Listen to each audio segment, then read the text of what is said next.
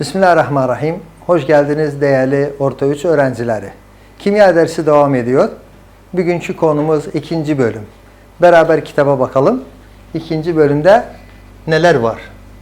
1. A ve 2. A grupları. Yani 1. ile 2. grubu bahsediyor. Elementlerden 1. A, 2. A grupların elementleri. Hangi elementler var içinde? 1. grup alkali metaller adı denir. Alkali metaller. Neden alkali metaller denir? Gelecek sayfada biraz sonra onun tam açıklaması var. Hangi elementlerden oluşur alkali metaller? Hangi elementlerden oluşur? Ve 2. grup elementleri, buna da alkali toprak veya bazlı toprak denir. Onun da sebebi bir dahaki sayfada var. Şimdi elementlerden hemen periyodik cetveline baksak daha uygundur. Bu şekilde periyodik cetveli önümüzde bulunuyor. Bakalım. Elementler bu 1. grup veya 1. A grubu fark etmez. Elementler hangisidir? Hidrojen. Bakınız sevgili arkadaşlar. Hidrojen, lityum, sodyum, potasyum, rubidyum, sezyum, fransiyum. Fransiyum en sonunda bulunur. O da yapay olarak. Bakınız burada yazıyor. Fransiyum bu grupta yer alan son metal yapay hazırlanır. Bunun altında çizgi çekiniz. Yapay belki de doğru yanlışta gelir, boşlukta gelir, ne bileyim seçenekte gelir. Buna iyice dikkat ediniz. 1. grubun son elementleridir. 2. gruba gelelim. Aynen tabloya baksa daha uygundu. Berilyum, magnezyum, kalsiyum, stransiyum, baryum, radyum. Bu elementlerden oluşur 2. grup. Periyodik cetvelinde 1. 2. grup sol tarafta bulunur. Buna S grubu denir. Diğer taraftaki gruplar, biliyorsun 8 grup var. 7 periyot var, 8 grup var. 6 grup bu tarafta bulunur. Buna da P grubu denir. Bu geçen 1. bölümün dersidir. Ortaki elementler bunlar. D grubu denir. En son elementler periyodik cetveli altında olur. F grubu denir. Bu grup elementlerin özellikleri var. Genel özellikler var. Fiziksel özellikler var. Kimyasal özellikleri var. Kitabınız bunları açıklıyor. Gelelim. İlk konumuz 1. ve 2. A grubun elementlerinden genel özellikleri. Tabii bu sorumuz bu iki grupta yer alan elementler. Burada baskı hatası var. Yüksek kelimesi yerine düşük kelimesi olması lazım. Düşük. Diğeri yüksekte aynen düşük yazmamız gerekir. Bu baskı hatası var. Kitabınızda düzeltleyiniz bir zahmet. Şimdi soru ne şekilde oldu? Nokta ne şekilde oldu? Bu iki grupta yer alan elementler düşük elektronegativite ve düşük iyonlaşma enerjisi var. Her iki grupta düşüktür. İkinci nokta, 1. grup elementlerinden dış kabuğunda tek elektron var. Bir tane elektron var. 2. grup 2 elektron var. Bakınız 2 elektron. 1. grupta tek elektron var. 2. grupta 2 elektron var. Bu 2. grup. Tek elektron var. Bunun açıklaması için daha detaylı anlamak, örnek alalım. 1. hidrojen. 1. gruptadır. Dizilişi nedir? 1 ise 1. Bu 1 demek yani bir tane elektron. 1 elektron. 2. gruptan örnek alalım. Mesela 2. grupta berilyum. Berilyum 4. Atom sayısı 4'tür. 1 ise 2, 2 ise 2. Şu numara 2 numara yani 2 elektron. 2 elektron. Bakınız noktada da aynı onu açıklıyor. 1. A dış kabuğu yani son kabuğu. Dış kabuğunda tek elektron var. 2. A grubu dış kabuğunda 2 elektron var. Peki. 3. noktaya gelelim. Diğer sayfada da bakınız 3. nokta. Her iki grup elementleri aktiftiler. Tüm elementler aktiftiler. O yüzden aktif nedeniyle Doğada serbest bu olmaz. Tek başına olmaz. Başka bir elementlerden birleşir. Bu da bir noktadır. Şimdi fiziksel özelliklerine gelelim. Beraber kitaba bakalım. Birinci A, ikinci A grubu elementlerin en önemli fiziksel özellikleri. Birinci nokta, her iki grubu elementlerin atom sayısı arttıkça erime ve kaynama noktaları azalır. Tam tersi oranlıdır. Atom sayısı arttıkça erime ve kaynama azalır. Diğer noktaya bakalım. Bu elementler sodyum klorür, potasyum klorür, bunu örnek almıştı. Bunun gibi bileşikler benzen, alev rengini bahsediyor. Bakınız kitaba, resim. Mesela burada yeşil renkti, elevri yeşil renkti. Diğeri kırmızıdır. Bu da sarıya yaklaşır. Bunlar hangi elementlerdi? Burada yazıyor. Elementleri alev rengi. Bak bu kalsiyumdu, stronsiyum, baryum. Bunların oda renkleri tam kitabımızda görünüyor. Üçüncü nokta ve en son noktada fiziksel özellik olarak elementlerin yoğunlukları. Ne diyor bu noktada? Yoğunluklar farklıdır. Bazen azdı, bazı yüksekti. Mesela burada örnek almıştı potasyum, sodyum, lityum. Bunlar yoğunluğu suyun yoğunluğundan daha yüksektir. Daha azdır, pardon. Suyun yoğunluğundan daha azdır bu üç element. Potasyum, sodyum, lityum. Şimdi resim kitabımızda elementlerin resimlerini gösteriyor. Lityum mesela bu şekilde olur. Sodyum, potasyum. Diğer sayfaya bakalım. Berilyum, kalsiyum. Bunların şekil olarak göstermiş. Tabii bu resim bu şekilde sizden istenmez öğrenciler olarak. Yani sınavda gelmeyecekti kalsiyumun şeklini çiz veya magnezyumun şeklini çiz. Sadece bir bilgi olsun sizde. Bu şekillere yakındır. Kimyasal özellikleri gelelim. Kimyasal özellikler. Birinci nokta. Birinci A grubu elementlerin dış kabuklarında bir elektron vardır. Biraz önce de bundan bahsettik. İkinci grubun elementlerinde iki tane kimyasal olarak reaksiyona iki tane elektronlar var. Bunu daha detaylı açıklayalım. Mesela hidrojeni örnek alalım tekrardan. 1 ise 1. Bu bir ne demek? Bir elektron. Son kabuğunda bir elektronu. Bu bir elektronu kaybetmeye meyillidir. Kaybettiği zaman ne olur? Hidrojen pozitif olur.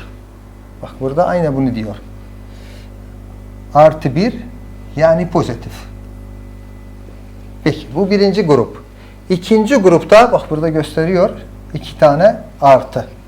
Veya artı 2. Örnek alalım magnezyum. Mesela. Magnezyum elementi ikinci gruptadır. Atom sayısı 12. 1 ise 2, 2 ise 2, 2 ise 6, 3 ise 1. Pardon 2, 12. 3 ise 2. Peki. En son temel enerji düzeyi 3'tü. Veya en son kabuğu diyelim. Dış kabuğu. Bu adlar aynı anlama gelir. Dış kabuğunda veya son kabuğunda kaç elektron var? 2. 2'ni kaybeder. Kolay bir şekilde kaybeder. Kaybettiği zaman ne olur? 2 tane olduğu için 2 tane pozitif. Yani magnezyum yükü artı 2 olur. 2 pozitif yazılır veya artı 2 yazılır. İkisi de doğrudur. Artı 2 yazabiliriz. Bu nokta kimyasal özellikle tam bunu açıkladı. İkinci noktaya bakalım. Bu elementler A metaliyle birleşerek suda çözünür. Biraz yukarıya çıkalım. Bu metaller, bu elementler suda çözünür. Sadece bir tane. O da hangisidir? Lityum. Lityum suda az çözünür. Bak geçiyor. Suda daha az çözünürlüğe sahiptir. Bu soru bakanlıktan gelmişti. Neden? Yazıyorum. Tam öyle bir şekilde gelmişti. Lityum suda daha az çözünürlüğe sahiptir. Neden? Cevabı bir satır üstte. Lityum çünkü diye yazarsınız. Çünkü lityum küçük hacim ve yüksek çekim gücü var. Şu şekilde tam soru oturur. Yüksek çekim gücü var. Bunu yazabilirsiniz. 2 veya 3 defa bakanlıktan gelip çok kolaydı. Bir satırda 3 veya 4 puan bunun üzerine gelebilir. Üçüncü nokta, bu elementler güçlü indirgendir. Yani hızlı kaybeder veya kazanır. Daha yazıyor, kaybeder. Birinci grup elementlerin çözeltisine yüksek bazik özelliği nedeniyle bazlı metal. Biraz önce dedik, neden alkali metaller denir? Alkali metal veya bazlı metal. İkisi de aynı anlama gelir. Neden alkali veya bazlı denir? Nedendi? Cevabı ta burada. Bu çözelti yüksek bazik, cevabı budur. Çünkü yüksek bazik özellikler var. Yüksek bazik, burada neden yazıyorum? Defterinize geçebilirsiniz bu notu. Neden bazlı metaldı? Çünkü yüksek bazik özellikler var. Diğeri ikinci grup. İkinci grup başka bir isim var. Toprak kelimesi araya gelmiş. Bakınız. Bazlı toprak. Neden bazlı toprak denir? Çünkü oksitleri, burada çünkü yazalım. Çünkü oksitleri bilindiği için bazlı toprak metalleri adı verilir. Oksitleri bilindiği için. Bu soru neden olarak gelebilir. Bakalım diğer konu ne, hangisidir? Diğer sayfaya bakalım. Sodyumu örnek almış. Sevgili orta 3 öğrencileri. Madem ki birinci ve ikinci gruptan bahsediyor. Birinci gruptan bir tane element almış. O da sodyum. İkinci gruptan da aynı başka bir element almış. O da kalsiyum. Biraz gelen derslerde bahsederiz. Şimdi sodyumu bakalım nelerden konuşuyor. Sodyumun sembolunda Na. Sodyumun sembolü Na'ydi. Peki. Atom sayısı kaçtır? 11 yazıyor. Kütle sayısı 23. Diğer tarafta resim var. O resim yörüngeler ve elektronlar nasıl paylanmış? Peki. Şimdi burada hani sodyum 11'di. Yani dizilişte 11 elektron paylanır. 1s2, 2s2, 2p6, 3s1. Bu şekilde. Şimdi toplasak bakınız 4, 6 daha 10, 11. Her temel enerji düzeyin elektron sayıların ve isimlerini belirtelim. Zaten burada da var. K harfi, L harfi, M harfi. Yani birinci K, bakınız birinci düzey veya birinci temel. İkinci L, üçüncü M. Bunlar yörüngelerin veya temel enerji düzeylerinin adlarıdır. Yani bu burada K, efendim burada L, burada M. Bunları tabloda anlatıyor. Ondan sonra birincide kaç elektron var? İkincide kaç var? Üçüncüde kaç var? Dizilişten zaten belli. Bakınız bu birinci temel. Harfi K'dı. Kaç elektron var? Üstteki 2 elektron. İkinci temele bakalım. İkinci 2 tane alt enerji düzeyi var. S'den P. İkincide kaç elektron var? Yukarı toplanır. 8. Üçüncü temelde ismi veya sembolü M. Kaç elektron var? 1. Şimdi resme dönelim. Birinci yörünge, şu birinci yörünge veya birinci temel enerji düzeyi. Kaç tane elektron var içinde? Bu 1, bu da 2. Bak burada da aynen 2 yazıyor. İkinci yörüngeye bakalım. Kaç tane elektron var? 8. Şurada 8. Üçüncü ve en son kaç tane var? 1. O bir taneyi kaybedebilir. Kaybettiği zaman iyon olur. Sodyum bir tane kaybetti, bir artı işareti bırakırız. Bu iyon oldu. Bu iyon oldu. Diğer konumuza, o da sodyumun varlığı. Bakalım sodyum nerede var? Aşırı aktifti. Çok aktifti. Nedeniyle doğada serbest olarak değil. İllaki elementlerden birleşir. Sevgili öğrenciler, biz genelde kendi hayatımızda bazen diğer öyle Türkmencansın diyeyim, mesela filan çok içtimaiydi. Herkesten uyar. O ne demek? Tek başına kalmaz. Başka bir arkadaşla da dost eder, sohbet eder. Aynı şekilde sodyum çok aktifti. O yüzden tek başına bulunmaz. Başka elementlerden bileşik yaparlar. Bu arada su içine bırakılır. Su değil de yağ veya kerosen veya benzin veya neft bildiğimiz onun içinde saklanır. Tek başına havada olmayla illaki yanar. Bu bunu anlatıyor bize. Sodyumun özellikleri var. Fiziksel özellikleri ve kimyasal özellikleri. Şimdi fiziksel özelliklerine gelelim. İsterseniz nokta olarak yaparsınız veya tümünü öyle bir şekilde açıklayabilirsiniz. Fiziksel özelliklerin biri yumuşak filiz olup, yani sert değil, demir gibi değil, demir sertti. Bu biraz yumuşaktı. Kesildiği takdirde, yani biraz kesildiği zaman, bak burada da gösterir resimde, bıçakla kesiyor. Kesildiği zaman gümüş parlağı var. Yani ilk nokta diyebiliriz. Yumuşak filiz değil, yumuşak filizli pardon ve kesildiğinde gümüş renginde olur. İkinci nokta edebiliriz, o da yoğunluğu. Yoğunluğu suyun yoğunluğundan azdı. Üçüncü ve son nokta edebiliriz veya da açıklama olur. Erime noktası 97'dir. Kaynama noktası da 882,9. Tekrardan direm, ya açıklama şeklinde zaten 3 satırda yazılı veya nokta olarak 3 veya 4 nokta edebiliriz. Kimyasal özelliklerine gelelim. Değerli orta 3 öğrencileri. Serbest sodyum çok aktifti. Biraz önce de bunu dedik. A metallarla birleşik yapar. Yani tek başına değil, başkasıyla yapışar. Nasıl? Sodyum pozitif. Tek başına olanda sıfırdı yükü. Ama bileşikte olanda pozitif veya negatif halinde olması lazım. Kimyasal özelliklerden birinci noktası. O iyon olduğu pozitif olur. Biraz önce açıkladık. Atmosferdeki oksijen ile direkt olarak birleşmektedir. Peki. Bunu neden alabiliriz? Soru gelmişti zaten. Soru. Yeni kesilmiş bir sodyum. Bu bölüm sorularında da tam bu sorudu. Yeni kesilmiş bir sodyum parçasını nemli havaya maruz bırakılır, kısa bir süre sonra parlağını kaybeder. Sodyum havada kaldığı zaman parlağını kaybeder. Neden? Soru. Neden?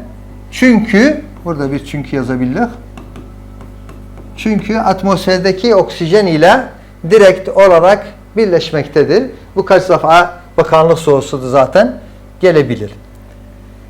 Sevgili öğrenciler, ikinci kimyasal özelliklerinden reaksiyona girmekleri.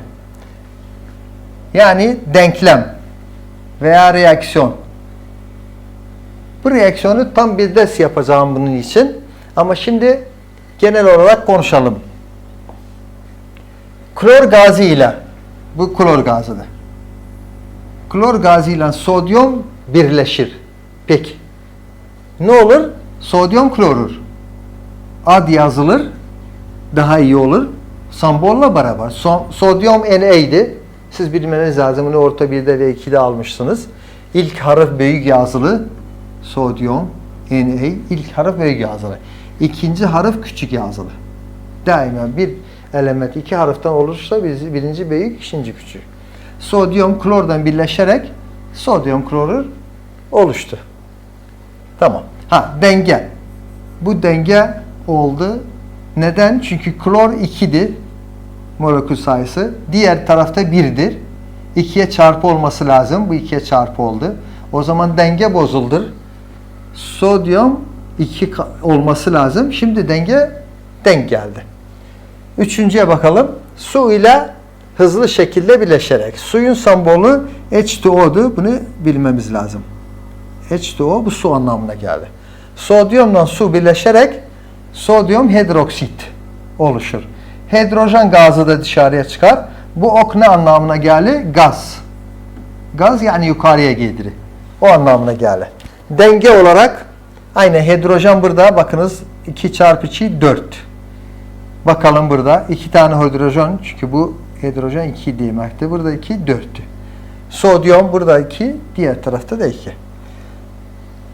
Bu denklemleri tümünü bir dahaki derste daha iyi anlatacağım detaylı. Şimdi burada sodyum hidroklorik asitten reaksiyona girmiş. Diğer reaksiyon sodyum oksitlerle. Mesela magnezyum oksit, alüminyum klorür bunlardan beraber reaksiyona girmiş. Sonuçlar da tam kitapta önünüzde bellidir. Denge olarak da dengeleşmişti. Bir dahaki derste tam kimyasal denklemleri anlatacağım size. Sevgili öğrenciler, burada dersimiz bitti. Bir başka derste görüşmek üzere. Allah'a ısmarladık.